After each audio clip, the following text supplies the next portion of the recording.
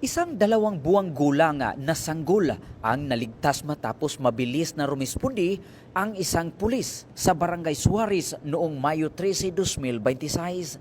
Kinilala ang pulis na si Patrolman James Michael Teves na naka-assign sa Iligan City Police Station 2. Ayon sa ulat, alas 12:58 na ng madaling araw habang naka-duty ang pulis sa kanilang police outpost sa Barangay Hall ng Suarez. Biglang huminto ang isang motorsiklo at humingi ng tulong ang ama ng sanggol. Bitbit ang anak na hirap na huminga at halos hindi na gumagalaw matapos umanong mabulunan. Dahil sa kaalaman sa medical response, agad na sinuri ni Patrolman Teves ang kalagayan ng sanggol at kahit aminadong kinabahan dahil 2 buwan pa lamang ang sanggol na ito. So ako itong gikuha ang bata.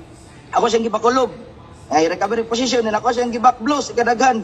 Antod sa wala ko kabalo pila to kabakblos around 12:58 to. Naumlay siya kadaghan then hilak. So mutoy ako ang sign nga naka-recover na gid ang bata. Salamat Lord. Dahil sa mabilis na pag-iisip at dedikasyon sa pagliligtas ng buhay, naagapan ang posibleng trahedya. Agad na dinala ng Barangay Suarez Medical Response Team at rescuers ang sanggol sa pinakamalapit na hospital. Mula dito sa Campo Alagar, ako po ang inyong Police News Network correspondent mula sa Regional Public Information Office ng Police Regional Office 10, Corporal Joel Lazaro Subsuban, alagad ng batas, taga-taguyod ng Balitang Pulis.